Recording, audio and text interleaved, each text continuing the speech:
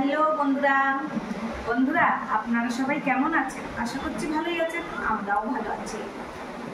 আজকে বুধবার, আজকে আমি কি রান্না বান্না করেছি তাই নিয়ে আপনাদের সাথে হাজির হলাম। আজকে প্রচুর রান্না বান্না হয়েছে, প্রচুর। আজকে অনেক রান্না বান্না করেছি কারণ কালকে বৃহস্পতিবার, আমরা দুপুরে বাড়ি থাকবো না, একটু বেরোবো, যাতে বাড়ি এসে দুটো ভাত রান্না করে তাড়াতাড়ি খেয়ে নিতে পারি। তার জন্য আজকে একটু বেশি রান্না বান্না করেছি, যে কালকেও থাকবে, কালকে শুধু ভাত করব, কারণ এক জায়গায় যাবো তো আসতে দেরি হবে, যাতে এসেই পর ভাত করে আমরা খেয়ে নিতে পারি। ওই জন্য তরকারি আজকে বেশি করে করেছি। তাহলে আজকে কি রান্না বান্না হয়েছে চলেন দেখবেন। প্রথমেই দেখাই গরম গরম ভাত। ভাতটা প্রথমে করা তো বন্ধুরা, গরম নেই, ঠান্ডা হয়ে গেছে, হালকা একটু গরম আছে আর ঠান্ডাই হয়ে গেছে প্রায়। এই গরম সাদা ভাত,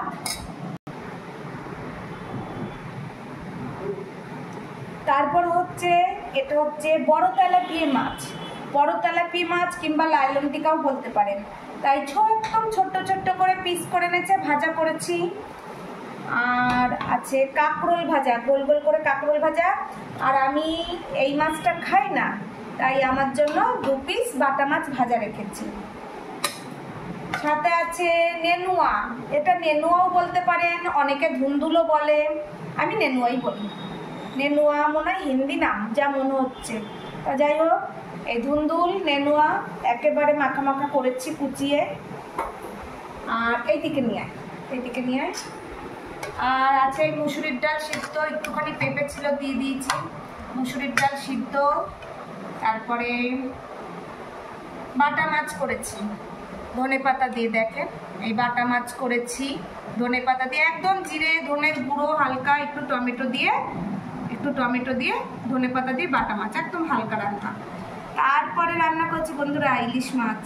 এই দেখেন ইলিশ মাছ কাঁচকলা আলু দিয়ে করেছি। কাঁচকলা দিয়ে ইলিশ মাছটা সত্যি বন্ধুরা খুব ভালো লাগে, সত্যি ভালো লাগে। এই ইলিশ মাছ একদম হালকা ঝোল করেছি, শুধু জিরে বাটা আর লঙ্কা বাটা, কাঁচা লঙ্কা বাটা দিয়ে। আর যেহেতু কাঁচকলা তো ওই জন্য একটু সাদা সাদা ভাব এসছে। তাহলে এই হচ্ছে আমার আজকে বুধবারের রান্না বান্না এই হচ্ছে। তাহলে বন্ধুরা আমার রান্না বান্না কেমন লাগলো? যদি ভালো লাগে একটু লাইক কমেন্ট করে দেবেন। তাহলে আবার পরের ভিডিওতে দেখা হচ্ছে। এখনের মতন টাটা।